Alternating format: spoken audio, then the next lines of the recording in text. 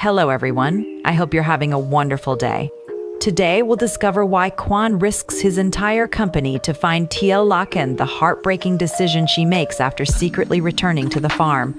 Will they miss each other again? Don't forget to subscribe so you won't miss the next episode. Nam arrived at the coffee shop before 4 and chose the table they usually used near the window. He placed his laptop in front of him, opened several company reports, and continued working while he waited. Normally, Quan preferred to meet inside the office. Even when he discussed private matters, he rarely left the company during working hours. That was why Nam understood immediately that today was different. A few minutes later, Quan entered the coffee shop. Nam looked up from his screen and almost failed to recognize the man approaching the table. Quan was usually careful about everything: his clothes, his hair, even the way he walked into a room. He believed appearance reflected discipline, especially for someone leading a company. But today, his shirt was slightly wrinkled, his eyes were tired, and his face carried the exhaustion of someone who had barely rested. Nam quickly closed the document on his laptop. "Mr. Quan, please sit down. I already ordered coffee for you. Thank you." Quan lowered himself into the chair but did not touch the cup. Nam watched him for a moment before speaking again. "Are you all right?" "I'm fine." "You don't look fine." Quan forced a small smile. "Is it that obvious?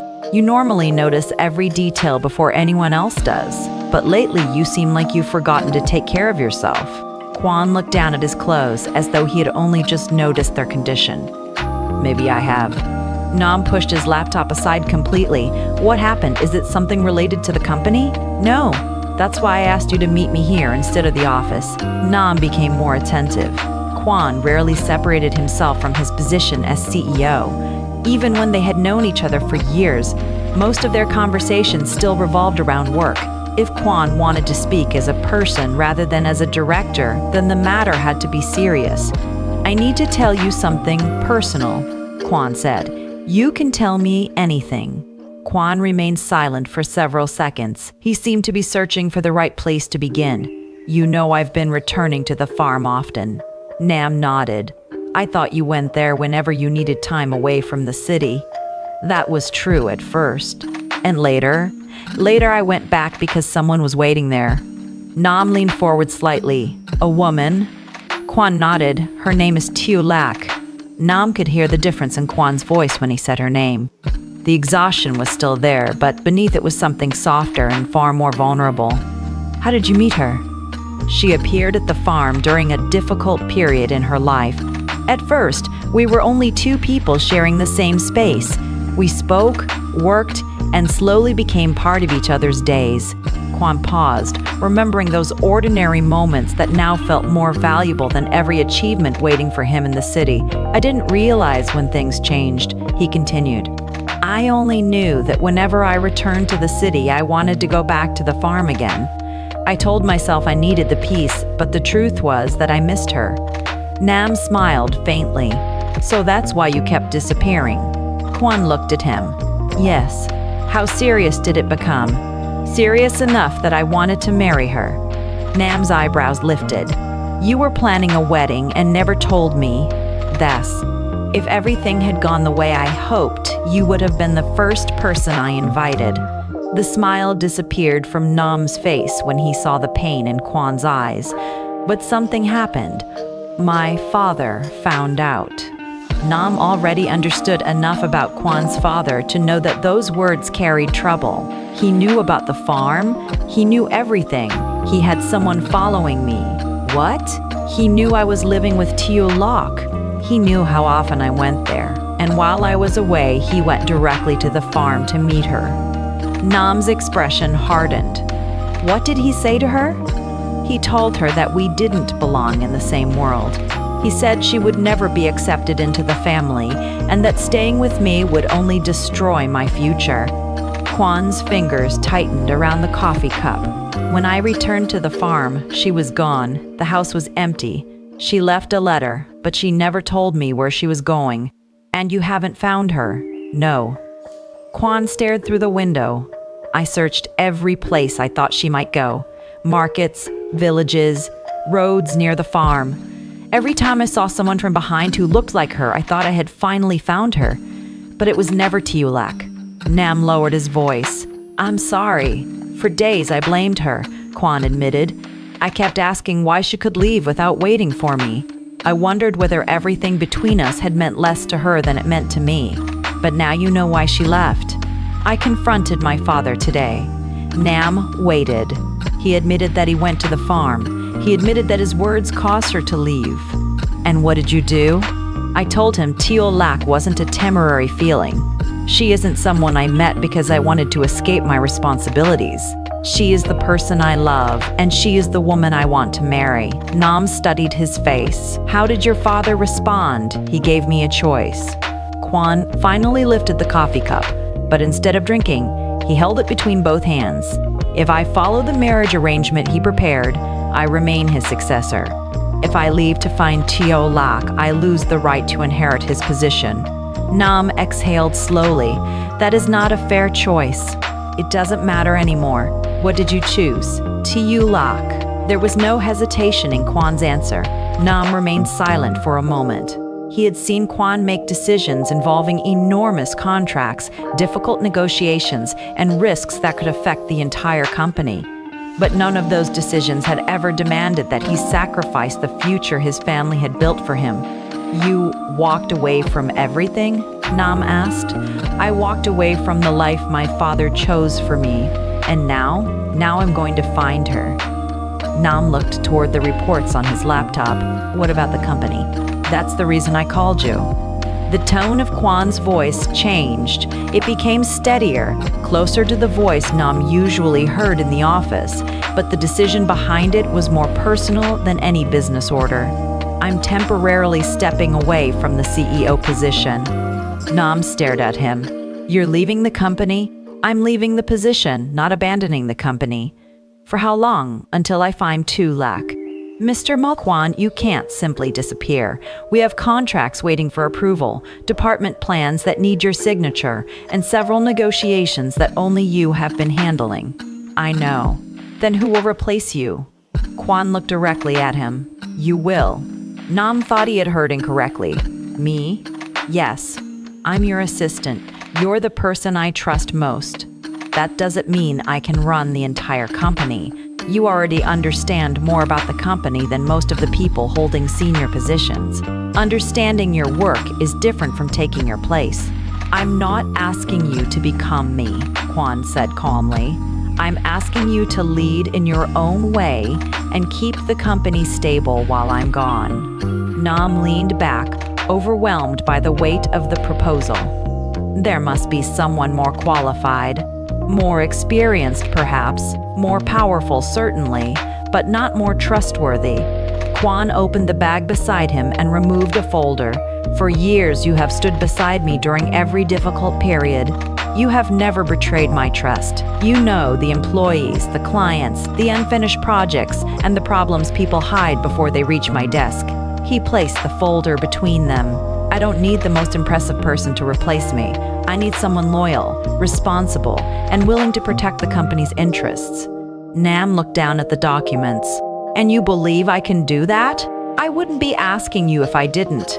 Nam's hands remained on the table, but he did not touch the folder. What if I fail? Quan's expression softened. I have asked myself the same question about leaving.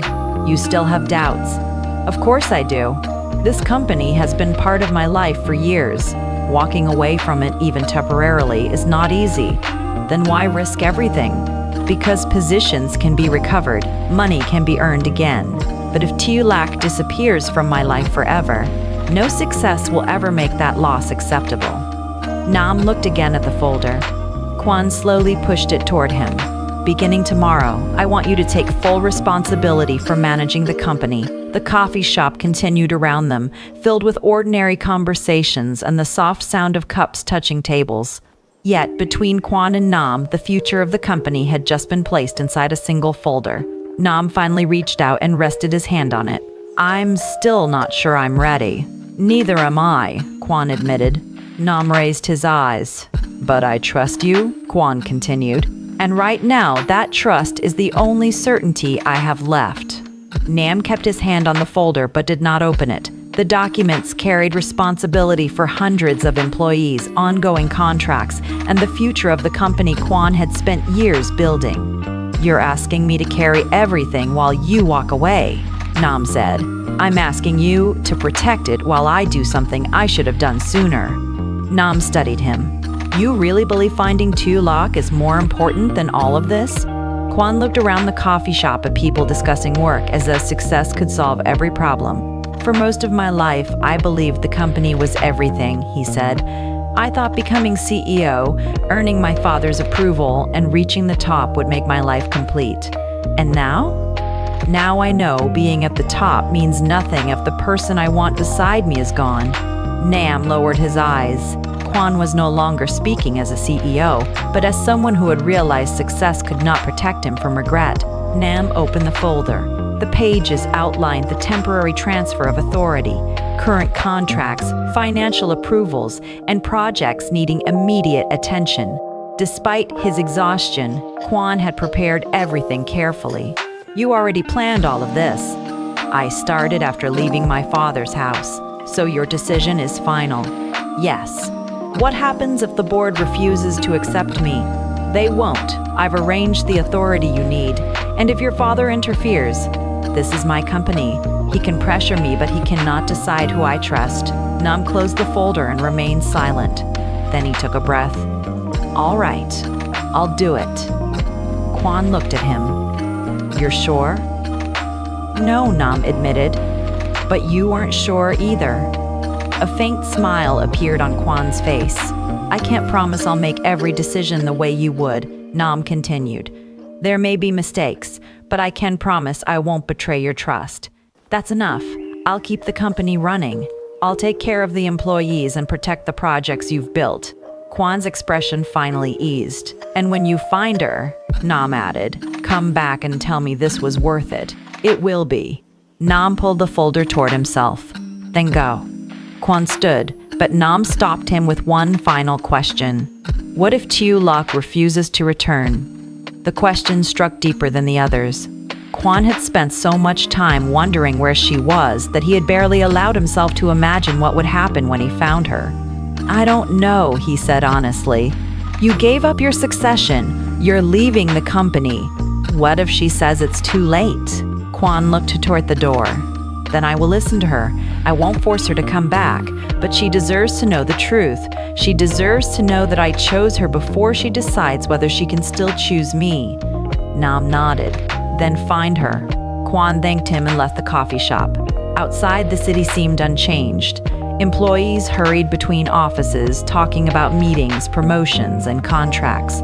For years, Quan had wanted to belong to that world. The city had given him recognition, influence, and a position many people envied. It had also taught him to measure too much by achievement. Quan looked up at the building where he had spent countless days and nights.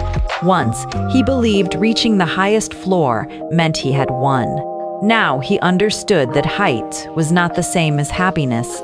A title could be transferred, a contract could be replaced, money could return. But there were moments in life that disappeared forever if a person arrived too late. Quan imagined Tieu Lac being told she did not belong beside him, then packing her few things and writing a letter without knowing whether he would understand. His chest tightened. This is the price of power," he whispered. "I don't need it." He had made his choice. Now he had to live with it. While Quan prepared to leave the city, Tieu Lac stood near a small shop along the road leading to the farm. She had been away for days, but every thought returned to Milu, the farm, and Quan. She did not know whether Quan had returned. She did not know whether anyone was caring for the animals. The image of Milu waiting alone became impossible to ignore. Tieu Lac bought food and carried it toward the farm. She told herself she would stay only a few minutes. She would feed Milu, check the house, and leave before Quan could see her. When she reached the entrance, she stopped. Quan's car was not there. Relief came first, followed by disappointment. "So you're still in the city?" she whispered. She stepped inside. "Milu?" A moment later, Milu appeared. Tieu Lac knelt as the female dog rushed toward her. She placed a hand on Milu's back and held her close. "You remember me, don't you?"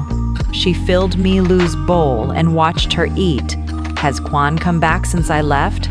Milu could not answer, but Tieu Lac continued. "I know he isn't here. That's why I came." Her hand moved slowly toward her stomach. "I can't stay long." The farm looked almost exactly as she remembered. Every familiar place carried a memory of Quan and the home she once believed she had found. Tieu Lac began cleaning. She swept the floor, arranged what had been left out of place, and made sure Milu had enough food. The more she cared for the farm, the harder leaving became. At last, she stood in the middle of the house. "My child," she said softly, resting both hands on her stomach. "This is where I met your father." Her voice trembled. "This is where I believed I had found the person who would hold my hand for the rest of my life." She closed her eyes. But maybe that life was never meant for us. Tieu Lac had spent days telling herself that leaving was right. Quan had a family, a company, and responsibilities she did not want to destroy. Still, the truth remained. She loved him, and if he appeared now, she did not know whether she would have the strength to walk away again. Tieu Lac looked down at her stomach. "I have to make a choice for you now." She turned toward Milu. "Stay here and wait for Quan. Be good for me." Then she looked once more at the home she had wanted so badly. Her decision had not yet been spoken aloud, but it was already taking shape. She would leave the farm again. But before disappearing completely, Tieu Lac needed to decide whether she would keep running from Quan or finally leave him one last truth that could change both their lives.